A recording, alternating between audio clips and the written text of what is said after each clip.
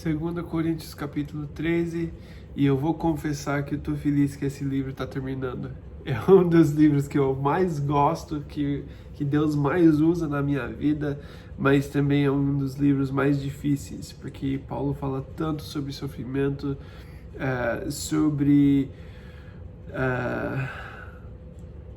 o que ele espera de um servo, né? O que Deus espera de um servo de Deus, alguém que faz o ministério. E não é fácil o coração de amor sincero que é necessário para fazer o ministério da forma certa. Então, vamos refletir um pouco, bem rápido, sobre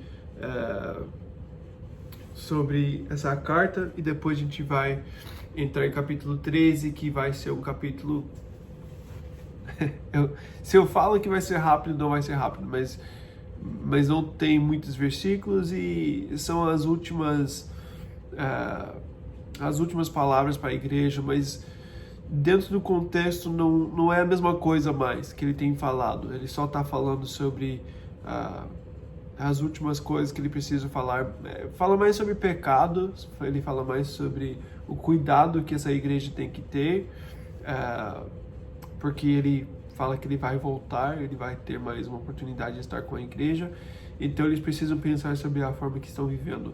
Mas no contexto desse livro, o que estamos vendo? Estamos vendo que Paulo fala sobre seu ministério, né? Ele falou no início do livro que ele tinha feito planos, ele não conseguia fazer o que ele planejou fazer por causa das coisas que Deus estava fazendo na vida dele. Ele está seguindo o Espírito, não está seguindo os homens. Então ele faz seus planos, mas os planos mudaram e Deus fez outras coisas, então que eles podem ter misericórdia. Esse foi o começo do problema que a igreja teve com ele. Depois entrou outras pessoas e eles aceitaram essas outras pessoas porque Paulo não tinha ido. Então ele fala por que ele não foi. Ele fala sobre seu ministério, a forma que ele faz o ministério, a forma que nós precisamos fazer o ministério. Ele fala sobre um ministério vitorioso, provado, glorioso, honesto, sobre sofrimento, um ministério esperançoso, dedicado, de reconciliação, aprovado. Tudo isso de capítulos 2 até versículo 6, falando sobre seu ministério, sobre como Paulo faz o ministério, o que tem nesse ministério, e essa mensagem de reconciliação. Depois ele pediu para abrir os seus corações, em capítulo 6, para a igreja abrir o coração e receber o ensino, o pedido do Paulo, e receber essa mensagem, né, que ele está dando para eles. Ele fala de novo sobre ser sacrifício em capítulos 8 e 9, mostrando a ideia de sacrifício com dinheiro, né? Se você está sacrificando, outras pessoas podem receber, e é assim que a gente vive no ministério. E depois ele explica isso na vida dele, que ele serviu como sacrifício vivo, ele enfrentou adversários, ele usou o poder de Deus para levar o ministério até eles, em capítulo 10. E capítulo 11 ele fala sobre tudo que ele enfrentou, tudo que ele passou, mostrando que o ministério dele veio com muitas dificuldades, muitos sofrimentos, mas que isso prova o amor que ele tem pela igreja, pelas pessoas. E depois, em capítulo 12, ele fala que quando ele é fraco, ele é forte, que quando ele está abrindo mão dos desejos dele, da vida que ele quer para ele mesmo, ele está dando a oportunidade de Deus ser Deus na vida dele, e Deus usar a vida dele para alcançar pessoas. E foi o que a gente viu capítulo 12. Depois a gente viu o cuidado que ele tem com a igreja no final de capítulo 12. Agora em capítulo 13, a gente vai ver as últimas palavras. Ele gasta um pouco de tempo aqui nos primeiros versículos falando sobre pecado, sobre como eles devem viver, sabendo que Paulo não está presente, mas ele vai voltar, e é isso, né? São 14 versículos, vai ser rápido e vamos ver algumas coisas práticas para terminar essa carta. Então vamos lá. Capítulo 13, 2 Coríntios 13, e versículo 1. Esta será a minha terceira visita a vocês. Toda questão precisa ser confirmada pelo depoimento de 2 ou 3 testemunhas. Então, Paulo já foi visitar a igreja 2 vezes, ele ficou com a igreja, plantou a igreja, foi visitar a igreja a segunda vez, e agora está pensando em ir a terceira vez. É interessante que ele fala, eu estou indo a terceira vez, e na lei de Moisés, em Deuteronômio 19:15, eu vou ler para vocês bem rápido, se eu conseguir achar, Deuteronômio 19:15, ele fala assim, a lei de Moisés: uma só testemunha não é suficiente para condenar alguém de algum crime ou delito. Qualquer acusação precisa ser confirmada pelo depoimento de 2 ou 3 testemunhas. Então, precisa ter 2 ou 3 pessoas vendo alguma coisa para poder condenar. Isso de acordo com a lei, né? Paulo fala aqui, se a lei fala que precisa de 2 ou 3 pessoas para confirmar alguma coisa, para condenar alguma coisa, ele fala, eu já estava com vocês, talvez a primeira vez que eu fui visitar vocês, que eu estava com vocês, talvez eu entendi errado, talvez eu não tinha a certeza das coisas acontecendo, voltei a segunda vez, agora vai ser a terceira vez, agora vocês não podem me enganar, agora vocês não podem falar nada contra o que eu estou vendo, porque eu vejo que realmente é isso, eu estou indo a terceira vez, é a terceira testemunha contra vocês, e está sendo confirmado o que eu estou vendo, né? Então ele pode estar falando isso sobre as 3 visitas, ou também que ele está levando pessoas com ele toda vez, e ele está falando que toda vez que eu visito, toda vez que eu vou para visitar vocês e gastar tempo com vocês, as pessoas que estão comigo estão vendo a mesma coisa que eu estou vendo, então é confirmado que vocês estão agindo dessa forma.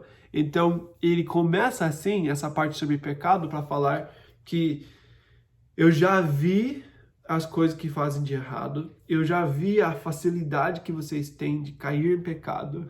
A gente falou em 1 Coríntios sobre o pecado que existia na igreja.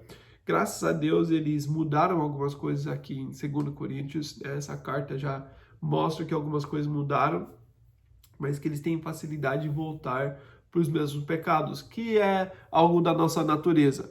Então ele fala, cuidado, eu já estava aí a primeira vez que eu plantei a igreja, voltei a visitar outra vez e agora estou indo a terceira vez. Se ainda existem as mesmas práticas que existiram nas primeiras 2 vezes, agora vou ter autoridade de condenar, porque está sendo confirmado por 2 ou 3 testemunhas e vocês precisam mudar o que não foi mudado antes. Então vamos ver, ele vai explicar mais sobre pecado aqui, sobre as coisas que precisam mudar, versículo 2.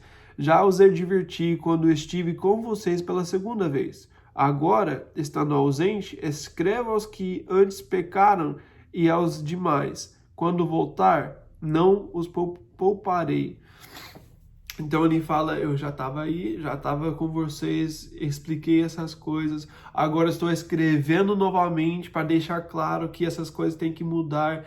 Quem estava em pecado antes, quem já estava fazendo errado, eu falei, eu estou escrevendo e agora eu vou voltar para estar com vocês novamente e dessa vez não vou poupar. Agora vocês precisam mudar, agora eu vou com julgamento mesmo, porque eu fui gracioso já. Eu já ajudei a ver. É importante esse processo na vida de alguém. Se você está lidando com alguém, você tem que mostrar primeiro o pecado antes de julgar, antes de condenar. Eu vou mostrar o que está fazendo de errado, vou ensinar, eu vou ter graça, vou ajudar você a superar isso. Mas depois de um tempo, você já sabe, já foi explicado, já foi falado, e agora vem algum momento que você tem que mudar. Você não pode continuar nesse pecado para sempre. Então ele fala, já expliquei, já mostrei, fui paciente, agora está na hora de crescer, de mudar, porque eu não vou ser paciente para sempre. Versículo 3, visto que vocês estão exigindo uma prova de que Cristo fala por meu intermédio, ele não é fraco ao tratar com vocês, mas poderoso entre vocês. Então, parece que eles estão pedindo prova de que Paulo é de Deus, que o que ele fala vem de Deus. É incrível isso, mas é por isso que ele escreveu, né? A carta toda foi para responder isso. Então, aqui parece que é por isso que ele escreveu da forma que ele escreveu. Ele teve que ser insensato, né? Ele teve que mostrar o seu orgulho em algumas coisas, principalmente na sua fraqueza. Teve que mostrar as revelações, teve que mostrar o seu ministério, o seu amor sincero. Teve que mostrar essas coisas porque eles queriam prova do amor, de que Cristo fala por intermédio do Paulo. É triste. Olha para as cartas que nós temos do Paulo. Nós não sabemos que Deus fala através dele? Com certeza Deus fala. Ele é inspirado por Deus e é visível aqui pra gente, mas eles queriam prova disso. Ele fala, você quer uma demonstração do poder de Deus? Você quer que eu mostre para vocês o poder de Deus? Então eu vou fazer. Vou mostrar o poder de Deus. Eu vou fazer isso contra o pecado. Se você quer que eu mostre o poder de Deus, eu vou mostrar o poder de Deus contra o pecado. Quando eu estou indo aí, eu vou estar presente com vocês. Essa é a oportunidade de eu mostrar o poder de Deus. É quando vocês estão em pecado e eu vou ter que julgar o pecado. Aí vocês vão ver o poder de Deus na minha vida.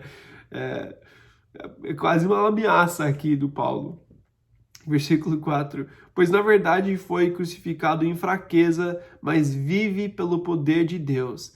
Da mesma forma somos fracos nele, mas pelo poder de Deus viveremos com ele para servir vocês. Então ele usa o exemplo de Cristo. Cristo tem poder, né? Podemos ter certeza que Jesus tem todo o poder, ele é forte. Mas como que ele viveu entre nós? Como que ele viveu no tempo na terra? Ele viveu em humildade, ele viveu em fraqueza, ele foi perseguido, ele sofreu e passou por muitos sofrimentos.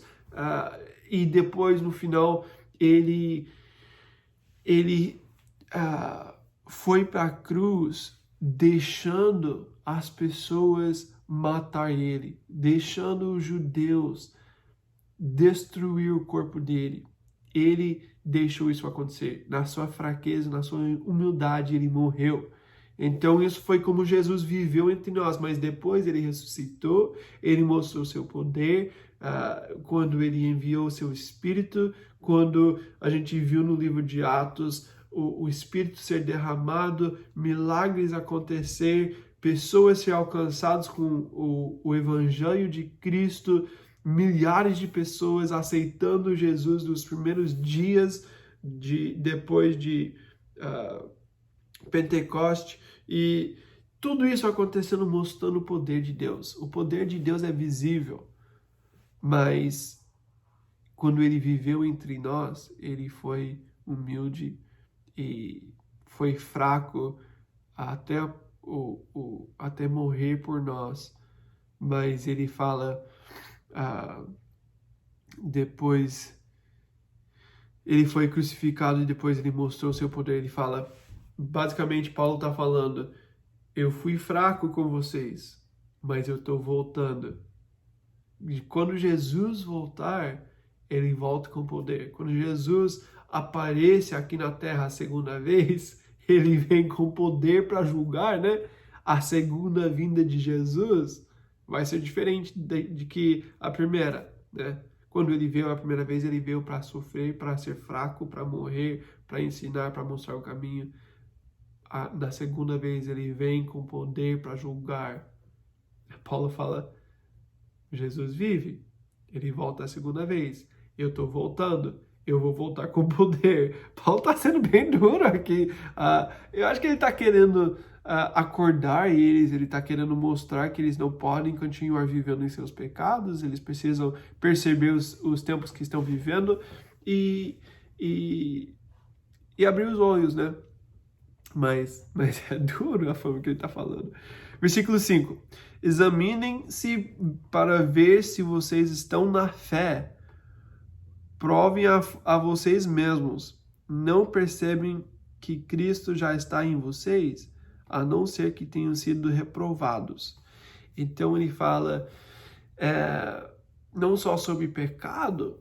Pecado pode existir na vida do crente, né, do cristão, e é uma coisa que nós temos que tirar, nós temos que lidar com o pecado em nossas próprias vidas. Mas ele fala, mas talvez examinando sua vida, você vai ver que se não está na fé, aí que existe um problema maior ainda.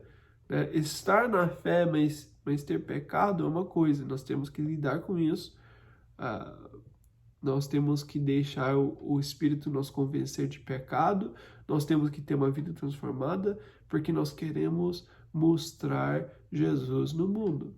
E isso acontece quando nós estamos morrendo para nossa carne, refletindo Jesus, mostrando esse amor sincero. Então nós temos que viver dessa forma aqui, mas talvez olhando para a minha própria vida, vendo que não existe essa prova, vendo que eu não estou mostrando fé, eu não estou mostrando Jesus e talvez nem existe relacionamento com Jesus, preciso examinar e eu preciso ver se eu caí em algum lugar, se tem alguma coisa errada, talvez eu nunca aceitei Jesus de verdade, eu estou só indo na igreja e não tenho relacionamento com Ele.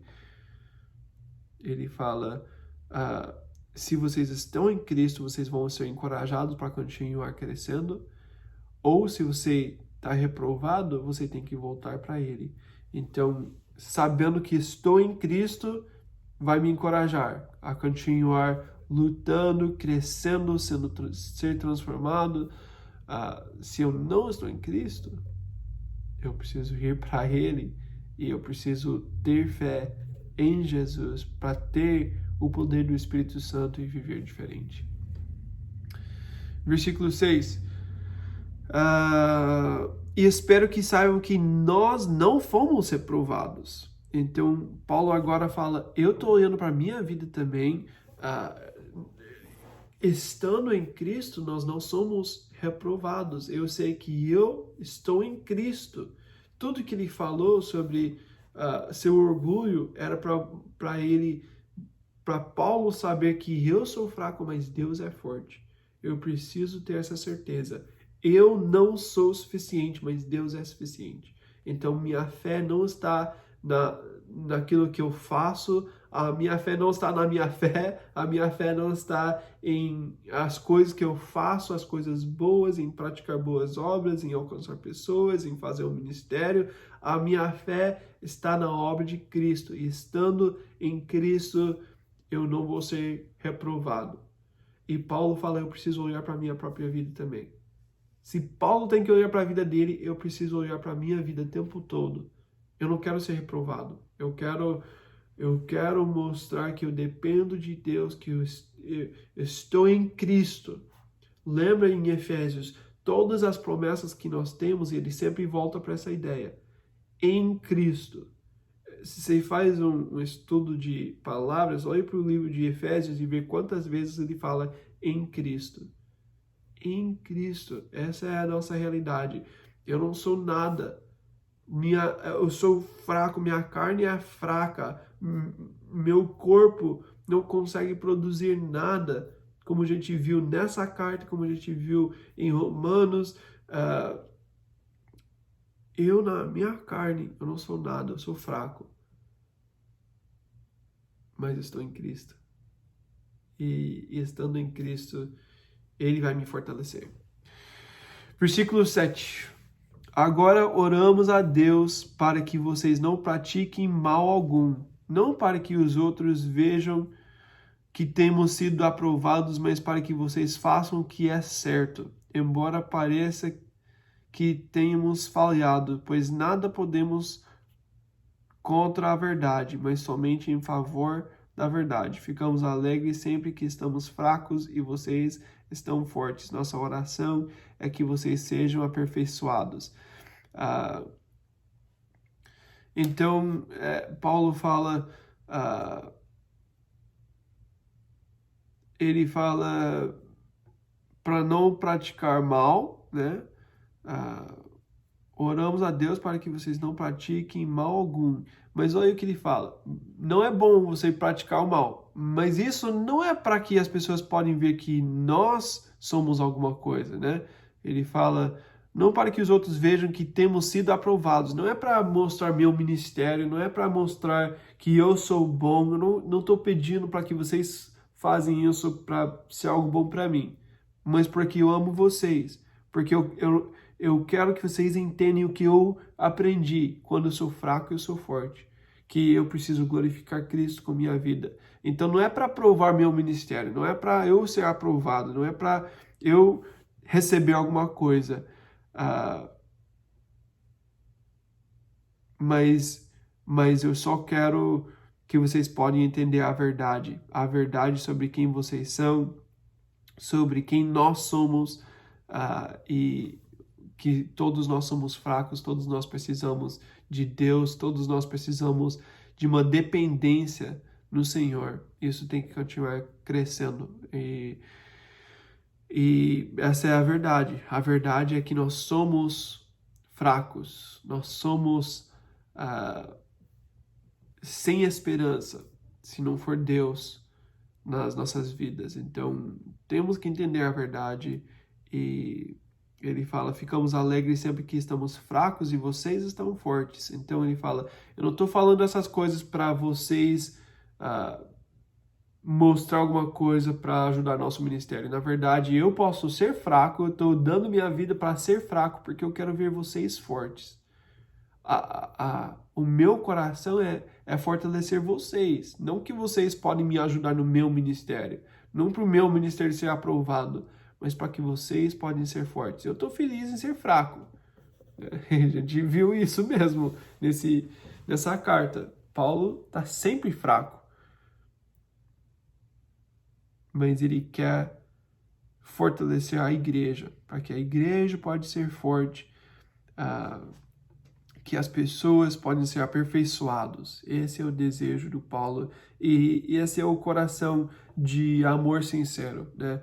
Eu vou ser o sacrifício, vocês podem receber, eu amo vocês, eu quero ver vocês bem. Vocês não existem para me ajudar, para provar meu ministério, para ser alguma coisa que eu posso mostrar para o mundo, né? Olha aqui a igreja que eu plantei, olha aqui as coisas que eu fiz, olha como eu sou bom, porque eu faço coisas boas e eu sou esse plantador de igrejas. E ele não usa isso para ser honrado ou para receber alguma coisa. Paulo só quer ver a igreja bem. E ele pode ser fraco, ele pode ser o sacrifício para abençoar a igreja. Versículo 10. Por isso escrevo essas coisas estando ausente, para que quando eu for, não precise ser rigoroso no uso da autoridade que o Senhor me deu para edificá-los e não para destruí-los. Então ele fala mais duro estando ausente, escrevendo as cartas, porque quando ele está presente ele não quer usar a autoridade que o Senhor deu para ele. Ele sabe que ele tem autoridade, ele sabe que ele tem responsabilidade com a igreja e ele está sendo fiel. Ele fala sobre pecado, ele fala sobre a forma de viver no mundo, ele fala sobre crescimento, ele usa a autoridade com responsabilidade para ajudar a igreja, para edificar a igreja e não para destruir. A gente não pode, a pessoa que tem autoridade na igreja não pode usar sua autoridade para sempre condenar e sempre destruir a noiva de Cristo. Deus não deu autoridade para destruir aquilo que é dele. Mas ao mesmo tempo, quem tem autoridade em Cristo, que Deus deu autoridade, como pastor, como apóstolo, como missionário, como qualquer autoridade que o Senhor deu, ele deu autoridade para edificar. Então tem uma responsabilidade para falar sobre toda verdade. Lembra que ele falou em versículo 8, pois nada podemos contra a verdade. Nós temos que estar na verdade, falar a verdade para as pessoas, falar que isso é pecado. Nós não podemos fugir das coisas que Deus chama de pecado e a gente tem que falar a verdade sobre essas coisas e falar que agora é hora de crescer, não podemos continuar nessas coisas. A verdade é essa, a Bíblia revela o coração de Deus, o desejo de Deus, o que é aceitável e o que não é aceitável para o cristão. Então, eu preciso falar a verdade, eu preciso edificar a igreja, e quando eu preciso ser duro, não é para destruir, é para ajudar, é para entender a verdade. Então Paulo fala as coisas difíceis, mas ele fala com o coração certo, sempre para edificar a igreja. Versículo 11, sem mais, irmãos, despeço-me de vocês, procurem aperfeiçoar-se, exortem-se mutuamente, tenham um só pensamento, vivam em paz, e o Deus de amor e paz estará com vocês.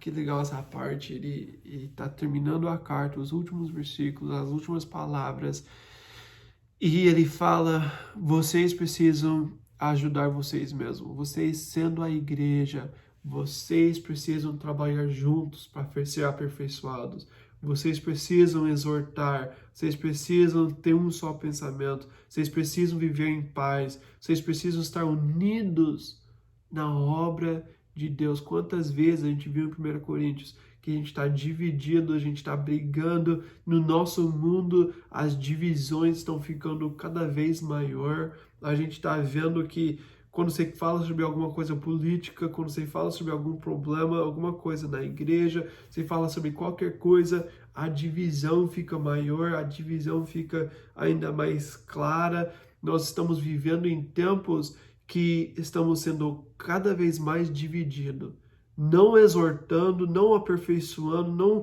trabalhando junto para ser mais parecido com Jesus, mais santificados, mais transformados, mais aperfeiçoados. Estamos sendo cada vez mais divididos e isso está destruindo a igreja ao invés de edificar a igreja. Mas ele fala, vocês têm responsabilidade. Ele fala, eu tenho responsabilidade, mas vocês também têm responsabilidade. Vocês precisam continuar buscando essas coisas, mesmo quando eu não estou presente. Existe um momento que você precisa parar de depender dessas autoridades e vocês têm que viver como corpo, ajudando vocês mesmos. Aí vocês têm que exortar, vocês têm que ver a verdade, exortar sobre as coisas erradas e encorajar nas coisas boas, viver em paz, procurar ser aperfeiçoado. Esse é o trabalho da igreja. E como igreja, nós precisamos buscar isso em humildade, querendo ser aperfeiçoado, não aceitando como estamos hoje. Sempre temos que buscar melhorar. E essa é nossa batalha, essa é nossa luta enquanto estamos aqui no corpo. Crucificar o corpo de pecado, os desejos carnais e viver no Espírito para a glória de Deus.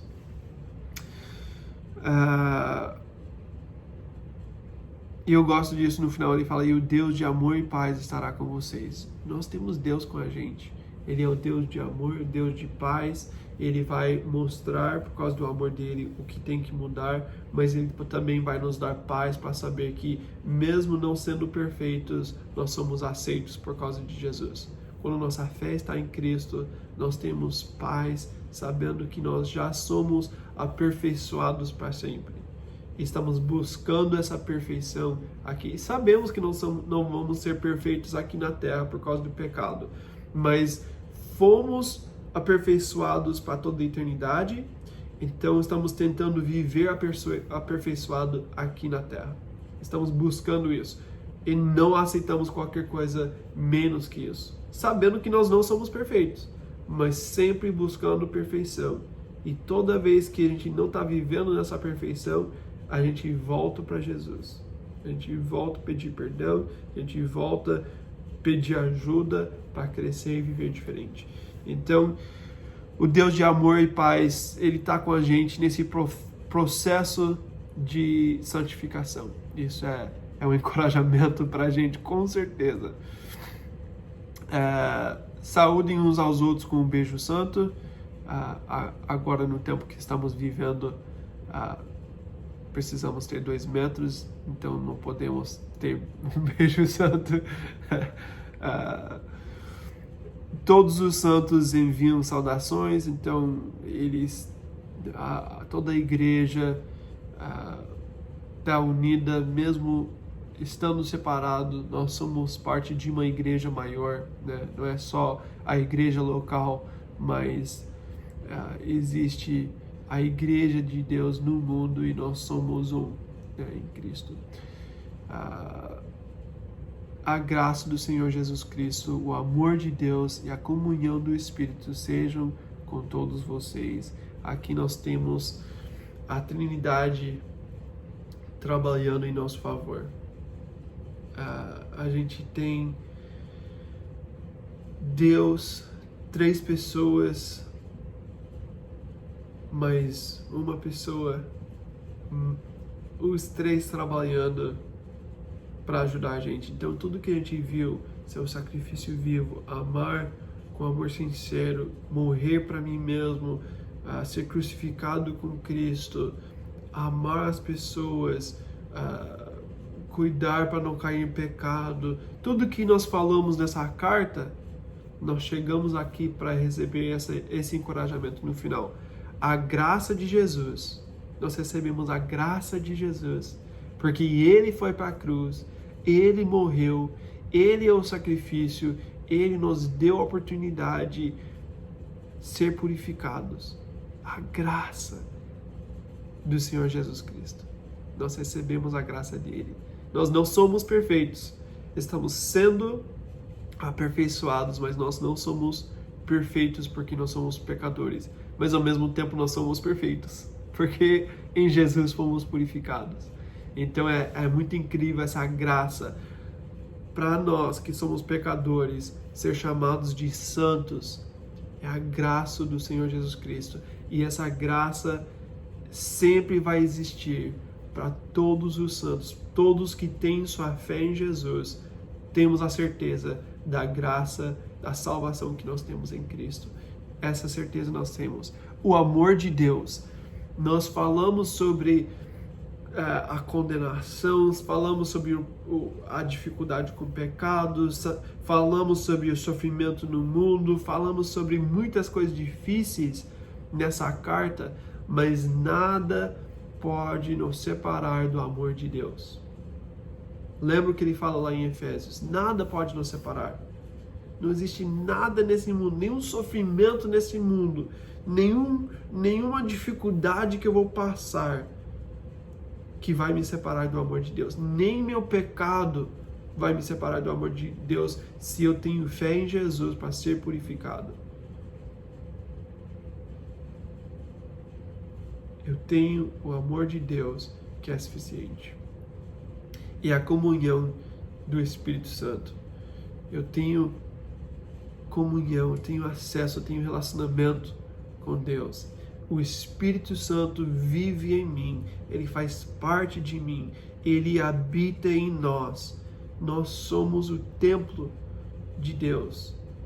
Então a gente está vivendo não para alcançar alguma coisa, mas nós já recebemos. Nós temos a graça de Deus, a salvação de Deus em Jesus. Nós temos o amor de Deus que sempre vai existir, que nada pode tirar e nós temos comunhão com o Espírito que sempre vai existir, sempre vai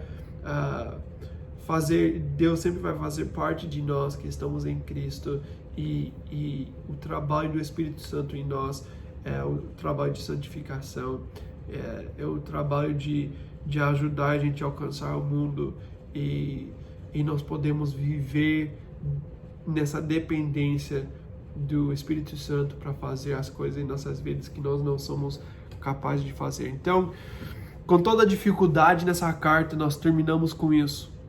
Deus é suficiente. Eu não sou suficiente, mas Deus é suficiente. Eu tenho Deus para me ajudar em toda a minha dificuldade, em tudo que eu passo, todo o meu sofrimento. Deus é suficiente.